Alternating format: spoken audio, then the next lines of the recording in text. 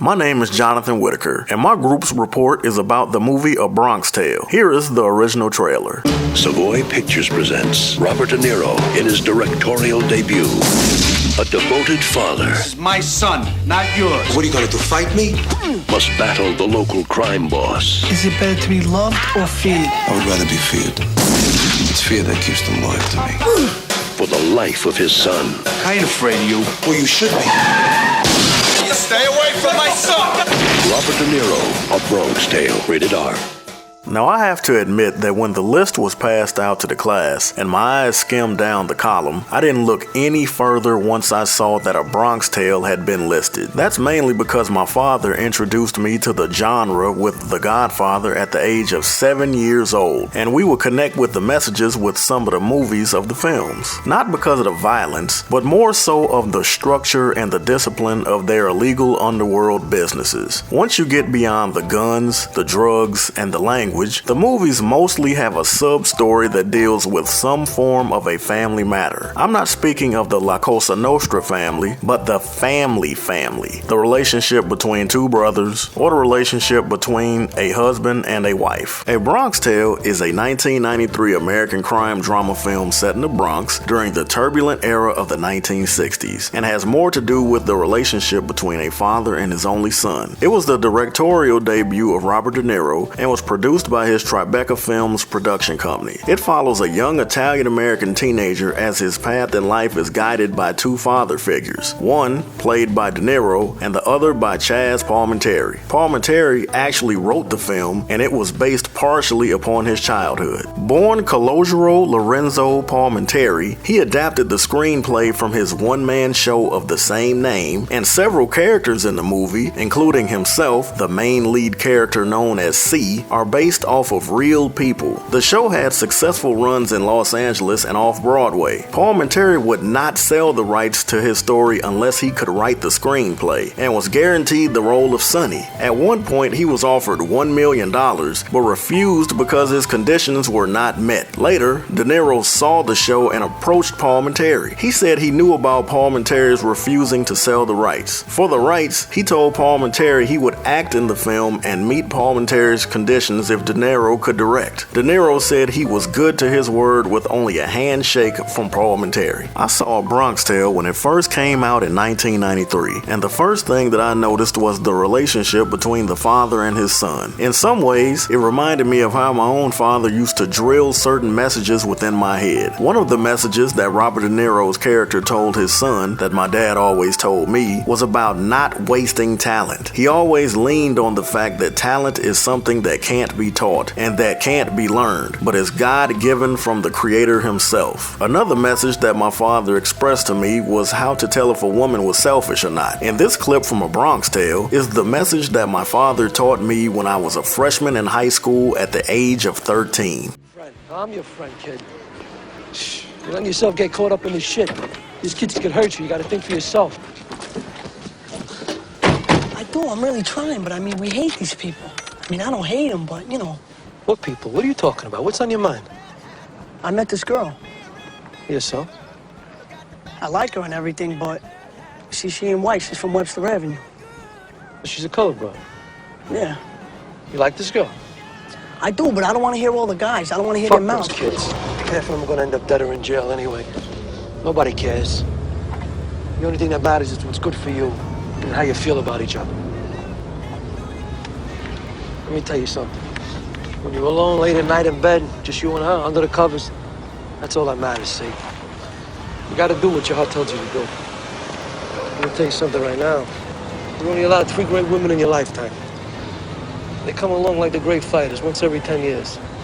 Rocky Marciano, Sugar Ray Robertson, Joe Louis. Sometimes you get them all at once.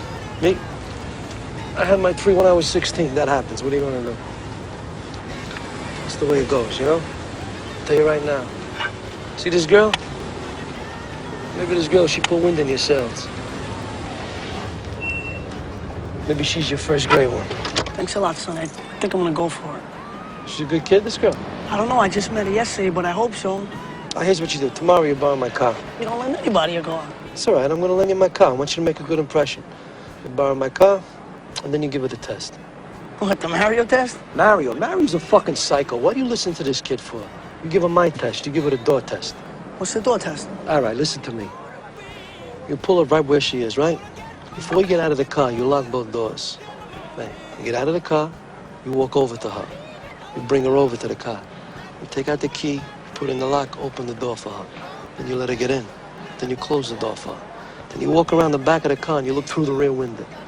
If she doesn't reach over and lift up that button for you so you can get in, dump her. Just like that? Listen to me, kid.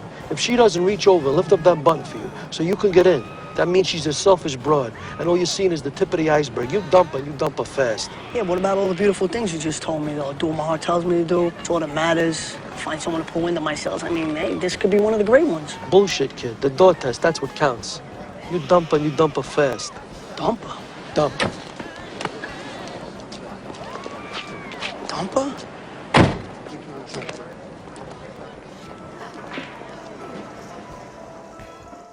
The somewhat complicated storyline of the movie is this. The year is 1960. Lorenzo Anello, who, once again is being played by Robert De Niro, is attempting to provide for his family. He lives in the Bronx with his wife Rosina and his young son Calogero, who becomes fascinated with the local mobsters led by Sonny, who, once again is being played by Chaz Palminteri. One day, Calogero witnesses a murder committed by Sonny in defense of an assaulted friend. When Calogero chooses to keep quiet when questioned by NYPD detectives, Sonny takes a liking to him and gives him the nickname C. Sonny's men offer Lorenzo a job to make more money, but Lorenzo, preferring a law-abiding life, politely declines. Sonny, however, befriends Calogero and introduces him to his crew. Calogero earns tips amounting to $600 working in the mafia bar and throwing dice, and is admonished harshly by Lorenzo when he discovers it. Lorenzo speaks severely to Sonny, returns the money, and warns him to keep away from Calogero. 8 years later in 1968, Calogero has grown into a young man and has secretly been visiting Sonny regularly without his father's knowledge. Calogero was also part of a gang of local Italian boys he grew up around, even though Sonny tries to persuade Calogero to keep away from them and focus more on his schoolwork. In this next clip, Sonny explains to C why he feels that it is more important to be feared than loved. My old man never physically said that to me, but he always had this kind of smirk on his face as if he silently agreed when we would watch this scene. It comes down to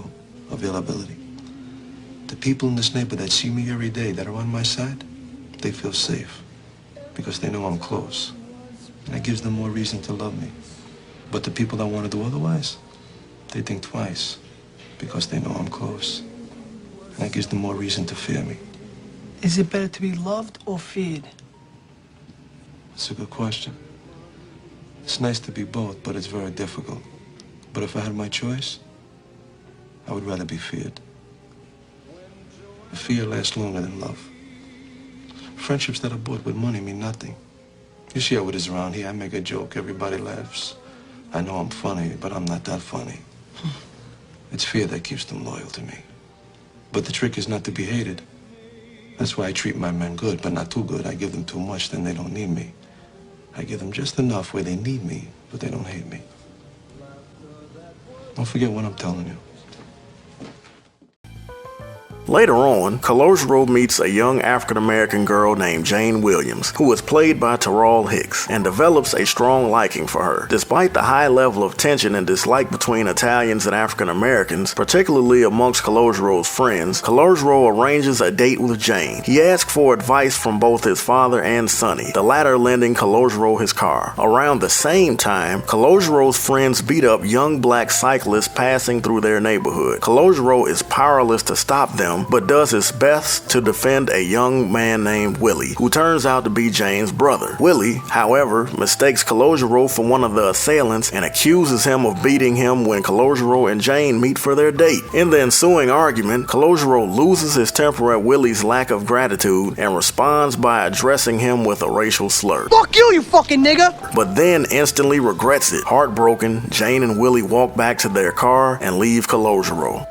At home, Calogero is confronted by his father, who saw him driving Sonny's car from the window. An argument ensues, and Calogero storms out. Suddenly, he is confronted by Sonny and his crew, who found a bomb in Sonny's car and suspected Calogero of planning to assassinate him. Calogero breaks down, proclaiming his love and dedication to Sonny, whereupon Sonny recognizes Calogero's innocence and allows him to leave. Lorenzo, who saw the mobsters roughing up Calogero, emerges to defend his son, but is held back by Sonny's men. The black kids who had been assaulted earlier on egg the Italian boys' usual hangout, which was named the Four Deuces. With revenge in their hearts, Calogero's friends make a plan to strike back using Molotov cocktails. They take an unwilling Calogero with them, but during the ride, Sonny stops the car and orders Calogero out. Calogero catches up with Jane, who tells him that Willie has since admitted that the boy who beat him up wasn't Calogero, but Willie was angry and tried to hurt Calogero by lying about him. Jane and Calogero make amends, but Calogero suddenly remembers his friend's plans to assault Jane's neighborhood, and the two rush to stop them. However, upon arriving, Calogero and Jane see the boy's car destroyed. During the assault, someone had thrown one of the Molotov cocktails back into the Italian boy's car through the window, igniting the remaining bottles, causing a crash and an explosion, and killing all of Calogero's friends. Calogero rushes to the bar to thank Sonny for saving his life, but the bar is crowded and an unnamed assassin, the son of the man whom Sonny killed in the beginning of the film, shoots Sonny in the back of the head before Calogero can warn him. A funeral is then held for Sonny, where countless people come to pay their respects. Once they are all gone, a lone man, Carmine, who was played by Joe Pesci, visits the funeral, claiming that Sonny once saved his life as well. Calogero does not appear to know Carmine, but remembers him when he sees a scar on his forehead. The murder Sonny had committed outside of Calogero's home 8 years ago had been in defense of Carmine, who was being beaten by the assailant with a baseball bat. Carmine tells Calogero that he will be taking care of the neighborhood for the time being. He promises Calogero that if he should ever need anything, just to let him know, and that he will make sure that the matter is resolved. With that being said, Carmine leaves just as Calogero's father arrives. Surprisingly, Lorenzo was there to pay his respects to Sonny and to thank him for saving his son. Lorenzo says that he never hated Sonny, but merely resented him for making Calogero grow up so quickly. Calogero makes peace with his father, and the two walk home as Calogero narrates the life lessons he learned from the two men.